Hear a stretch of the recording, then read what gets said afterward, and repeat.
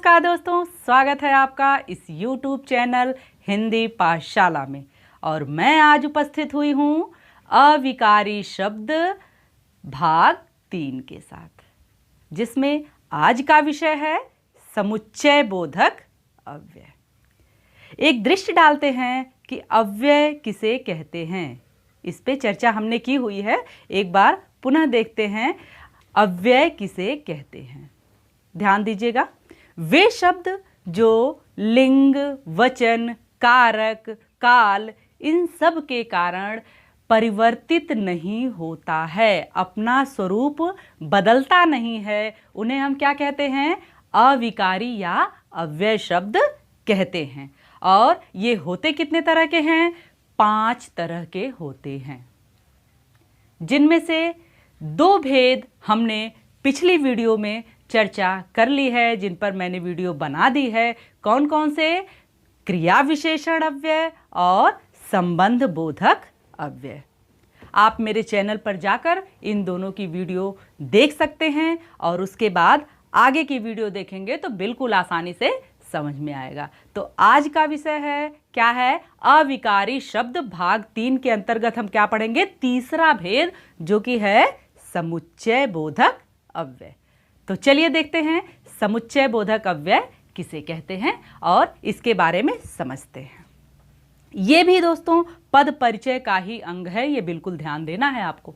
पद परिचय के अंग के ही विषय में हम चर्चा कर रहे हैं। चलिए, तो सबसे पहले जानते हैं समुच्चय बोधक क्या है।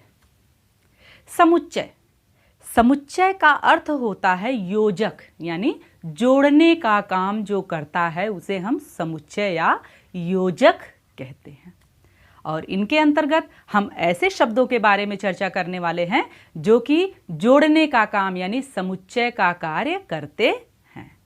चलिए एक परिभाषा के रूप में इसको जानते हैं कि समुच्चय बोधक अव्यय क्या है। ध्यान दीजिएगा, जो अविकारी शब्द यानी जो अव्यय शब्द वाक्य में प्रयुक्त यानी आए हुए शब्दों या उपवाक्यों के जुड़ने या अलग होने का बोध कराते हैं, उन्हें ही हम समुच्चय बोधक अव्यय कहते हैं। देखा आपने, क्या करते हैं ये? वाक्यों में प्रयुक्त शब्दों या उपवाक्यों को जोड़ने या अलग होने का बोध कराते हैं, हमें ज्ञान कराते हैं, उन्हें ही हम क्या कहते हैं? समुच्चय बोधक अव्यय कहते हैं। कुछ शब्द देखिएगा, जैसे और, इसलिए, परंतु, ये सारे शब्द हैं जो कि समुच्चय बोधक अव्यय के परिप्रेक्ष्य में प्रयुक्त होते हैं। वाक्य में इन शब्दों को हम वाक्य में जब प्रयोग करेंगे तब आपको बिल्कुल अच्छे से समझ में आएगा। एक उदाहरण के माध्यम से इसे देखते हैं। उदाहरण देखिएगा, सीता और गीता जुड़वा बहनें हैं। अब यहाँ आपने देखा गीता और सीता, इन 2 शब्दों को जोड़ने का काम किसने किया? और ने किया। तो ये और क्या है? समुच्चय बोधक अव्यय है। तो अब तो बिल्कुल आसानी से समझ में आ गया होगा कि समुच्चय बोधक अव्यय क्या होता है, किसे कहते हैं, क्योंकि जब हम उदाहरण देखते हैं तो उसके माध्यम से हमें बिल्कुल सरलता से समझ में आ जाता है। चलिए अब चर्चा करते हैं इस समुच्चय बोधक अव्यय के भेदों के बारे में कि ये इसके भेद कितने हैं। ध्यान से सुनिएगा, बिल्कुल आराम से मैं बताऊंगी, एक एक करके चर्चा करेंगे हम, बिल्कुल सरलता से आपको समझ में आता जाएगा। चलिए, तो इसके पहले भेद को देखते हैं, जो कि है समानाधिकरण समुच्चय बोधक अव्यय। क्या है? समानाधिकरण समुच्चय बोधक अव्यय। और दूसरा भेद है व्यधिकरण समुच्चय बोधक अव्यय। 2 भेद हैं मुख्य रूप से। कौन कौन से? पहला है समानाधिकरण समुच्चय बोधक अव्यय और दूसरा है व्यधिकरण समुच्चय बोधक अव्यय। तो चलिए पहले हम समानाधिकरण समुच्चय बोधक अव्यय पे दृष्टि डालते हैं और चर्चा करते हैं कि ये क्या होता है, इसे जानते हैं। देखिएगा, नाम से देखिएगा, समानाधिकरण, समान अधिकार वाले। समानाधिकरण यानी जो कि समान अधिकार वाले हों। कैसे? देखिएगा, वे योजक, योजक का मतलब होता है जोड़ना, पीछे भी मैंने आपको बताया। वे योजक शब्द जो दो समान अधिकार वाले, यानी समान स्तर वाले, समान लेवल वाले, समान स्तर वाले अंशों को, अंश मीन्स भाग, अंशों को जोड़ने का कार्य करते हैं, उन्हें हम समानाधिकरण समुच्चय बोधक अव्यय कहते हैं। यानी यहाँ जो दो वाक्यों, शब्दों, उपवाक्यों को जोड़ने की बात की गई है वो कैसे, जो कि समान अधिकार वाले हों, समान स्तर वाले हों, वो किसके अंतर्गत आते हैं, समानाधिकरण समुच्चय बोधक अव्यय के अंतर्गत आते हैं। देखिएगा कुछ शब्द हैं जो इसके चिन्ह के रूप में जाने जाते हैं, जैसे किंतु, और, या, अथवा, ये सब ऐसे शब्द हैं जो कि समानाधिकरण समुच्चय बोधक अव्यय के अंतर्गत आते हैं। अब देखिएगा इन समानाधिकरण के भी 4 भेद होते हैं, इनके भी 4 भेद हैं। देखिएगा कैसे, पहला देखिएगा संयोजक। संयोजक का तात्पर्य है संयुक्त करना, जोड़ना। वे शब्द जो कि, वे अव्यय शब्द जो कि वाक्यों, उपवाक्यों या शब्दों को जोड़ने का कार्य करते हैं, वो इसके अंतर्गत आते हैं। जैसे देखिएगा और, तथा, एवं, ये सारे शब्द ऐसे हैं जो कि संयोजक के रूप में प्रयुक्त होते हैं। एक उदाहरण देखिएगा, आसानी से समझ में आएगा। भरत और लक्ष्मण राम के छोटे भाई थे। यहाँ आपने देखा 2 शब्दों को जोड़ने का काम किया है किसने, और ने। राम और लक्ष्मण, मैंने बोला यहाँ और शब्द जो आया है यही संयोजक अव्यय है। क्या है, संयोजक है। और चूंकि राम और लक्ष्मण समान अधिकार वाले यानी समान स्तर वाले हैं, तो इसकी विशेषता को भी इसने पूरा किया। तो ये किसके अंतर्गत आ गया, संयोजक के अंतर्गत आ गया। और किसके अंतर्गत हम ये भेद चल रहे हैं, समानाधिकरण के अंतर्गत, ध्यान रखिएगा, समानाधिकरण के अंतर्गत। चलिए दूसरा भेद लेते हैं समानाधिकरण का, और वो है विकल्पक। विकल्प जहां पर हो, यानी जहां पर वाक्यों में, उपवाक्यों में, शब्दों में विकल्प का रूप हमें समझ में आता हो, ऐसे शब्द।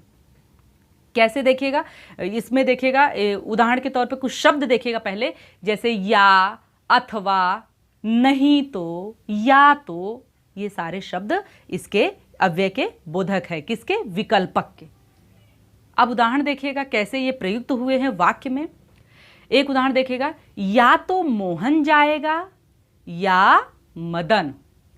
अब यहां आपने देखा कि 2 वाक्य हैं, क्या, विकल्प है। यहाँ विकल्प, इस जो अव्यय शब्द है ये विकल्प को सूचित करता है। कैसे, या तो मोहन जाएगा या तो मदन, यानी या तो जो पहले आया है तो ये क्या है, अव्यय शब्द है। और या मदन, यहाँ या पहले जो या तो आया है और बाद में जो या आया है, ये दोनों कौन से, विकल्पक अव्यय है, समानाधिकरण विकल्पक अव्यय के उदाहरण हैं। देखा आपने। चलिए आगे बढ़ते हैं और देखते हैं कि अगला भेद क्या है। अगला भेद है विरोधवाचक अव्यय। विरोधवाचक, वाचक मतलब बताने वाला, विरोध मीन्स जहां पर किसी से विरोध उत्पन्न हो, यानी किसी की बात से सहमति न हो, ऐसे जो अव्यय शब्द होते हैं। देखिएगा कौन कौन से ऐसे होते हैं, जैसे पर, परंतु, अपितु, बल्कि, ये सारे ऐसे शब्द हैं जो कि विरोध को जताने वाले अव्यय शब्द हैं। और ये कभी बदलते नहीं हैं, क्योंकि ये अविकारी शब्द की बात हम कर रहे हैं, अविकारी शब्द के बारे में चर्चा चल रही है। एक उदाहरण देखिएगा, जैसे वह पढ़ता तो है, वह पढ़ाई तो करता है परंतु पास नहीं हो पाता। अब यहां आप देखिएगा विरोध हो गया, पढ़ाई कर रहा है और पास नहीं हो रहा है। क्या इसको सूचक बता रहा है, बोध करा रहा है, परंतु शब्द। यानी यहां पर क्या है, यह परंतु जो है, यानी ये किसका है, विरोधवाचक अव्यय है, कि वह पढ़ाई तो करता है परंतु पास नहीं हो पाता। तो ये परंतु देखिए यहाँ पर प्रयुक्त हुआ है और ये क्या किसको सूचित कर रहा है, विरोध को सूचित कर रहा है, तो ये विरोधवाचक के अंतर्गत आ गया। अब बढ़ते हैं अगले और अंतिम भेद की ओर, जो कि है परिणामवाचक। परिणामवाचक, परिणाम का मतलब रिजल्ट, फल। ऐसे अव्यय शब्द जो कि परिणाम को बताते हों। देखिएगा इसमें इसको कारण कारक कार्य और कारक संबंध भी कहते हैं। कार्य और कारण, यानी ये कार्य हुआ किसकी वजह से, इस कारण की वजह से। अब देखिएगा उदाहरण तो आपको समझ में आएगा। परिणामवाचक और इसके शब्द कौन कौन से हैं सूचक, जैसे इसलिए, अतः, फलतः, अन्यथा। ये सारे ऐसे शब्द हैं जो कि परिणामवाचक के अंतर्गत प्रयुक्त किए जाते हैं। एक उदाहरण देखिएगा, मेहनत नहीं की इसलिए फेल हो गए। अब यहां देखिएगा क्या है, परिणाम क्या निकला, फेल होना क्यों हुआ, क्योंकि मेहनत नहीं की गई, यानी कार्य कारण संबंध है। यहां अगर मेहनत करता तो पास हो जाता, यानी मेहनत नहीं की इसलिए फेल हो गए। तो यहां आपने देखा परिणाम आया किसका, मेहनत न करने का परिणाम है फेल होना, तो इसलिए जो शब्द है यह क्या है, परिणामवाचक का उदाहरण है। तो इसलिए परिणामवाचक अव्यय है। तो ये आपने देखा कि समानाधिकरण अव्यय क्या होता है और उसके चारों भेद कौन कौन से हैं, इनको हम आसानी से कैसे पहचानेंगे, और जब पद परिचय हम देंगे तो इनको पहचान करके इनके भेद को हम कैसे लिखेंगे। अब दूसरा नंबर आता है व्यधिकरण समुच्चय बोधक अव्यय का। व्यधिकरण समुच्चय बोधक अव्यय, चलिए जानते हैं कि व्यधिकरण समुच्चय बोधक अव्यय किसे कहते हैं। ध्यान से सुनिएगा, एक से अधिक आश्रित वाक्यों को प्रधान उपवाक्य से जोड़ने वाले अव्यय जो होते हैं वही क्या कहे जाते हैं, व्यधिकरण समुच्चय बोधक अव्यय कहे जाते हैं। फिर से एक बार सुनिएगा, एक से अधिक आश्रित वाक्यों को प्रधान उपवाक्य से जोड़ने वाले अव्यय को व्यधिकरण समुच्चय बोधक अव्यय कहते हैं। सूचक शब्द देखिएगा कौन कौन से हैं, जैसे क्योंकि, इसलिए, यदि, ये सब क्या हैं, सूचक शब्द हैं किसके, व्यधिकरण समुच्चय बोधक अव्यय के। चलिए अब इनके बारे में जानते हैं कि इनके कितने भेद होते हैं, ये किस प्रकार के होते हैं, इस पे चर्चा करते हैं। तो देखते हैं कि इनके कितने भेद होते हैं। इनके भी भेद होते हैं, किसके, व्यधिकरण समुच्चय बोधक अव्यय के भी भेद होते हैं। कौन कौन से, इनके भी 4 भेद हैं। चलिए उन पे दृष्टि डालते हैं, कौन कौन से हैं वो, चलिए देखते हैं।